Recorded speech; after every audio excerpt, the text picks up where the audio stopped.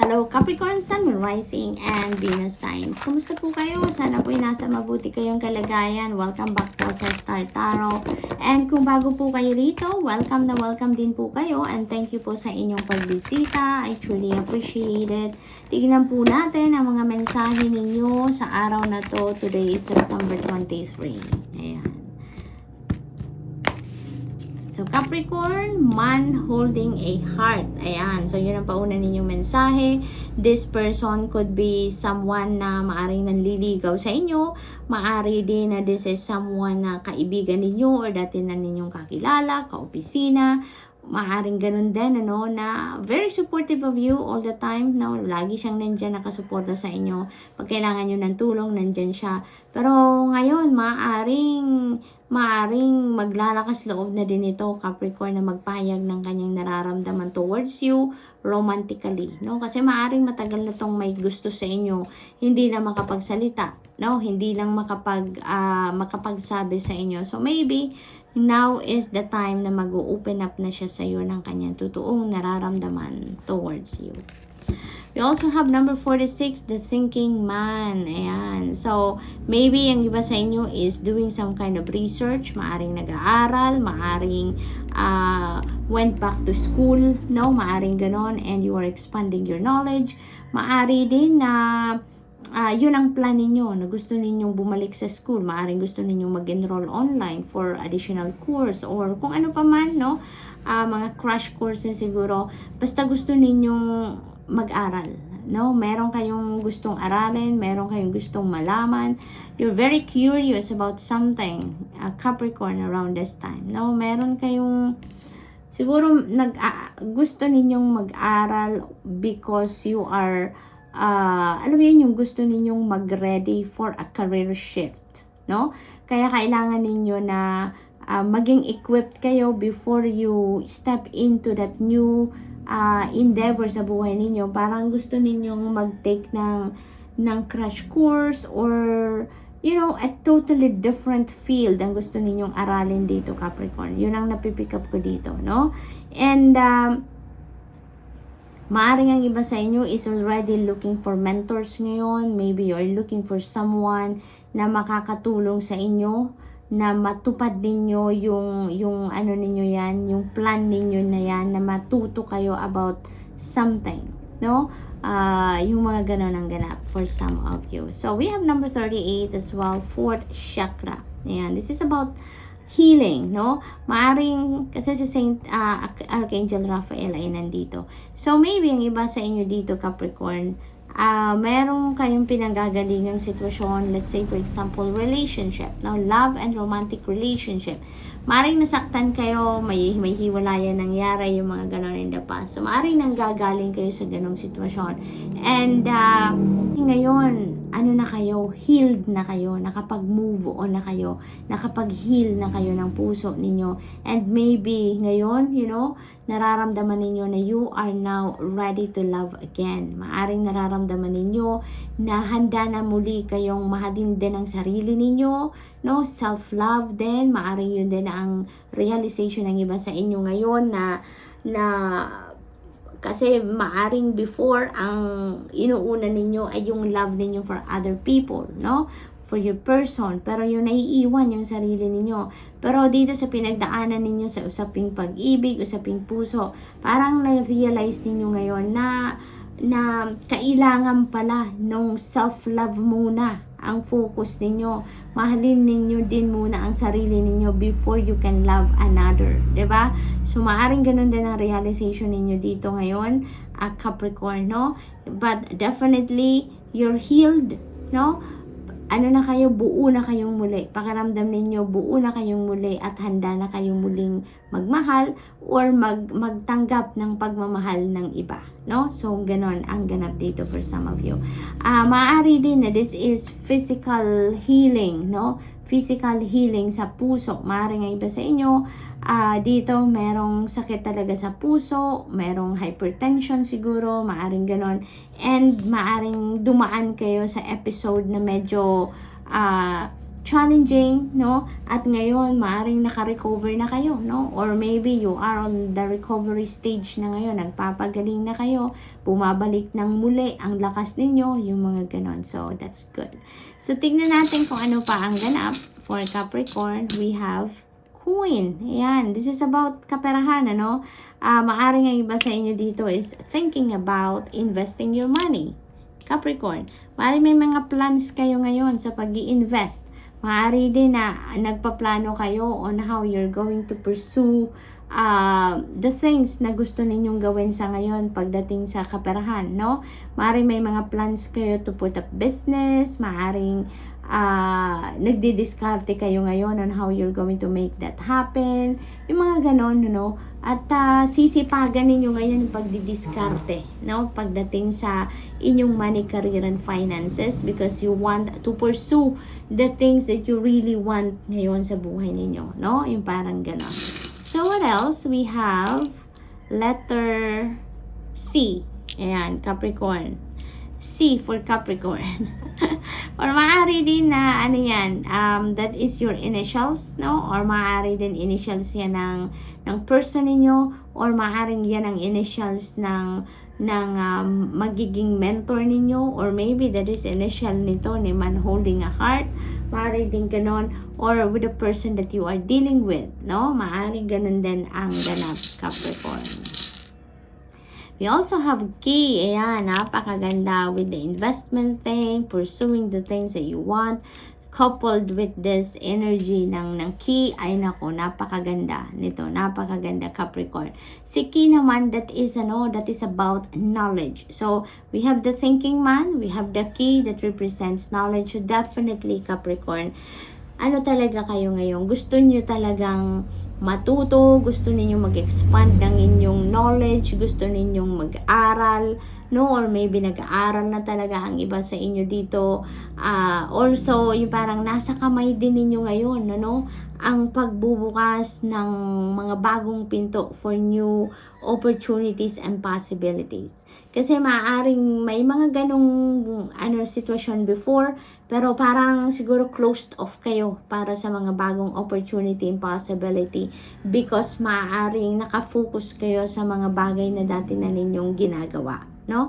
Pero ngayon parang nagbubukas na din ang puso ninyo, ang isip ninyo at ang mga mata ninyo para doon sa mga new possibilities and opportunities that are revealing itself to you around this time, Capricorn. So good luck kasi parang ito na yung simula ng pagtatagumpay ninyo, Capricorn. Nasa inyong mga kamay ngayon and maaring you are deciding to turn that key na at ayun, maaring ito na yung pagsisimula ng iyong pagtatagumpay, no?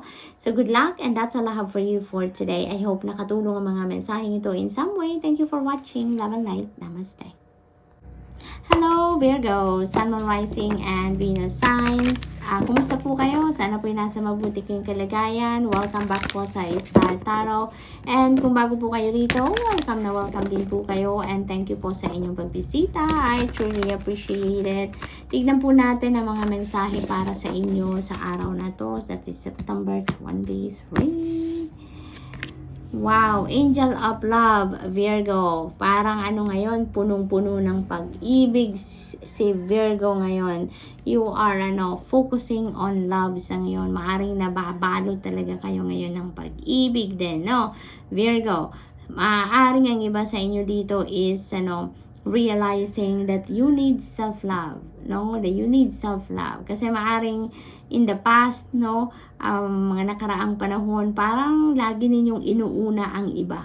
Maaring lagi ninyong pinaprioritize sa ang ibang tao, no, than yourself. Pero ngayon, you are going to realize siguro na, teka lang, parang mali, parang baliktad ang nagaganap. Parang dapat yung sarili nyo muna ang mahalin ninyo so that you have love to give or to share with other people. Diba? Kaya ngayon, no, focus on self-love kayo, Virgo. Yun ang akin napipick up dito. Na kayo ngayon, uunahin nyo muna ang sarili before you can share love with other people or bago ninyo mahalin ang ibang tao, no?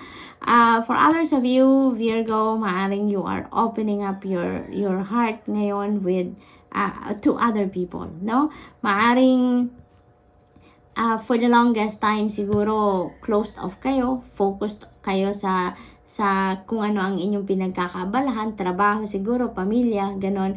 Pero ngayon parang nagbibigay din kayo ngayon ng oras na or pagkakataon para sa sarili ninyo na magmahal din kayo ng iba or magbubukas din kayo ng sarili ninyo at puso naman ninyo para mahalin naman kayo ng iba, no? Maaring ganun din ang ganap. So, in other words, you are ready for a new love and romantic relationship na ngayon, Virgo.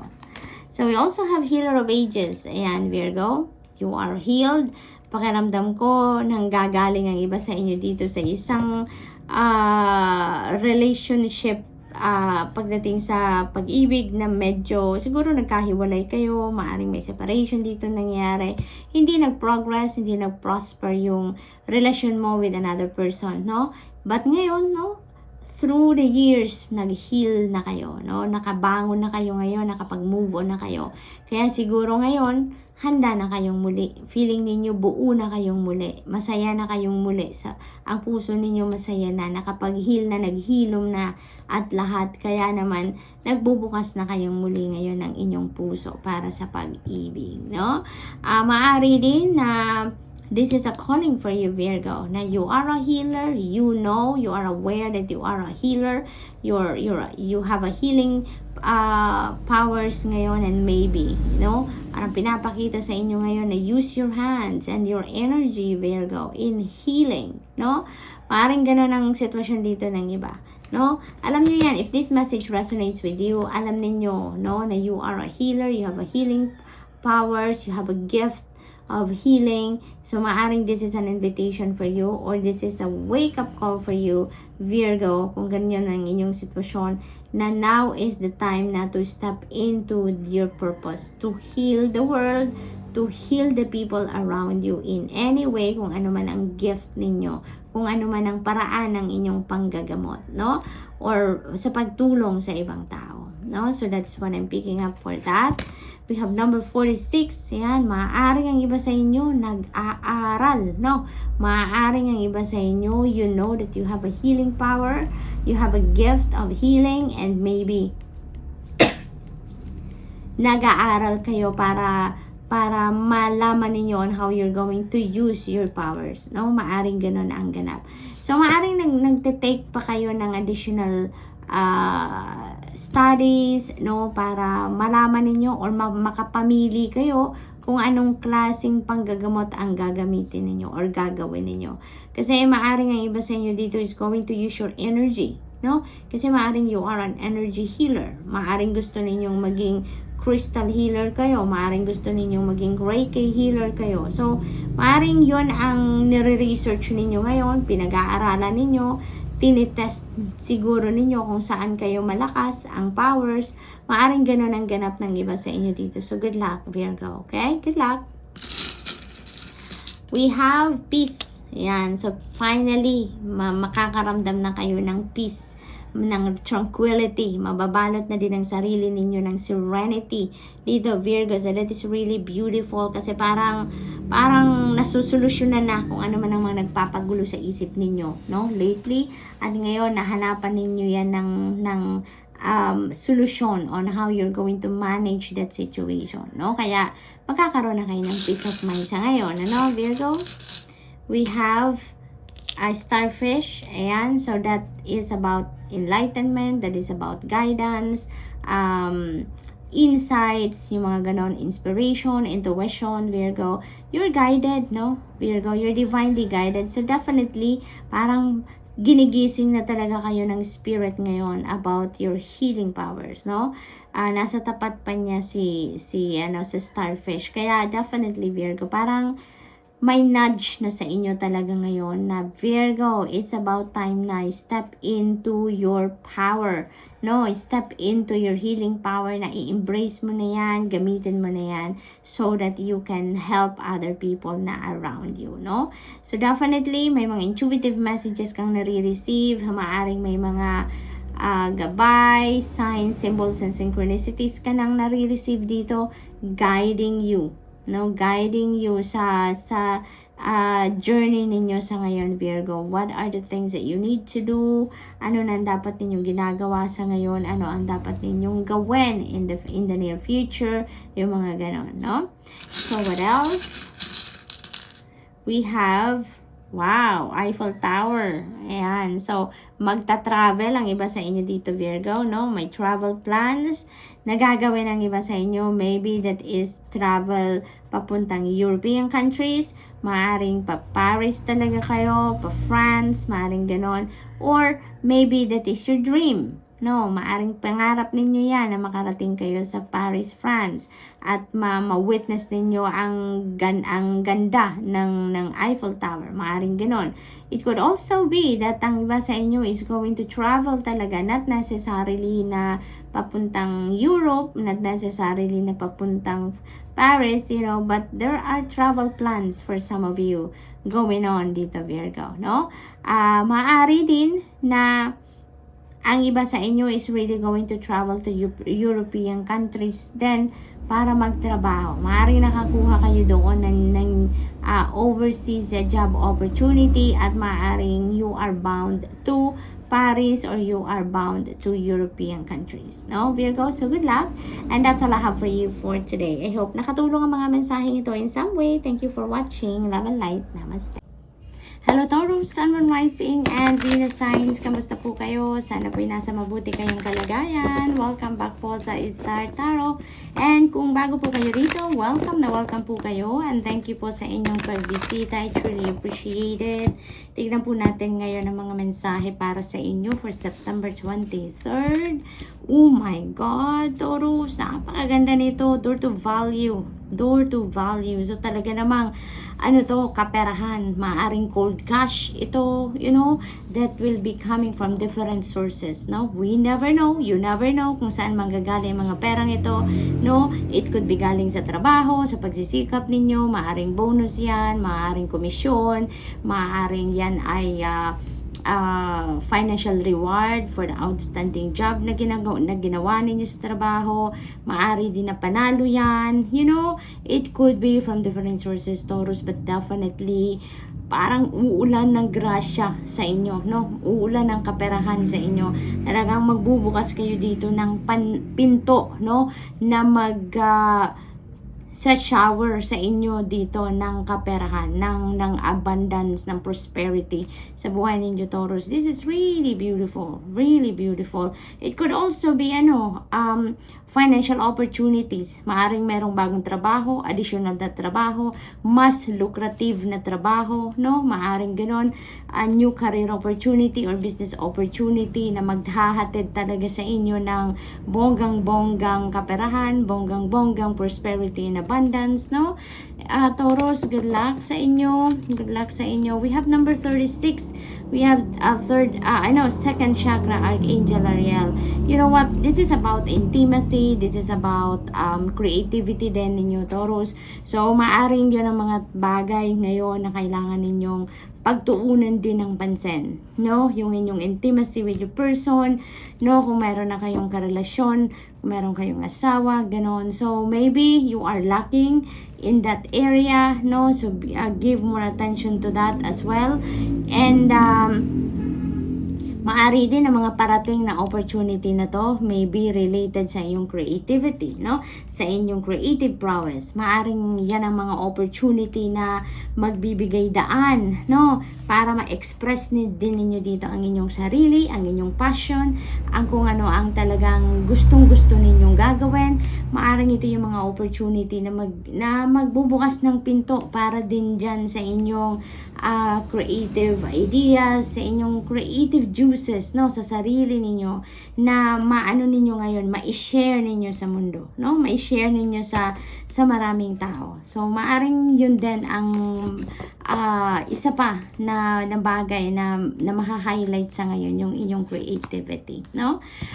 And be on the lookout for those people as well around you. Maaring yan sa trabaho, maaring mga kapamilya din. Kasi meron ding mga ganon sa pamilya, no? Yung naiinggit, may kinaiinggitan, maaring ganon. Kasi maybe, no, there are low vibration people around you dito, Taurus, no? Maaring sa katrabaho ninyo, kaibigan, kapamilya, maaring ganun, no?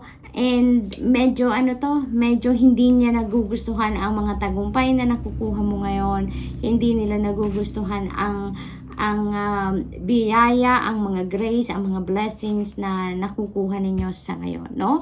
What you are getting right now is maybe yun ang pinapangarap nila, yun ang pinagdadasal din nila kung nagdadasal sila para sa sarili nila. But unfortunately, dahil negative sila, dahil nega sila, hindi na pupunta sa kanila and instead na pupunta sa iyo, 'di ba?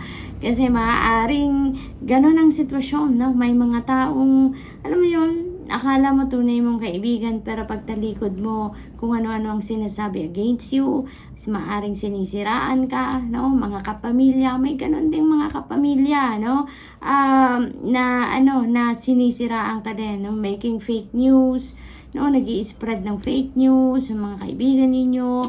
So there could be people around you like that, no?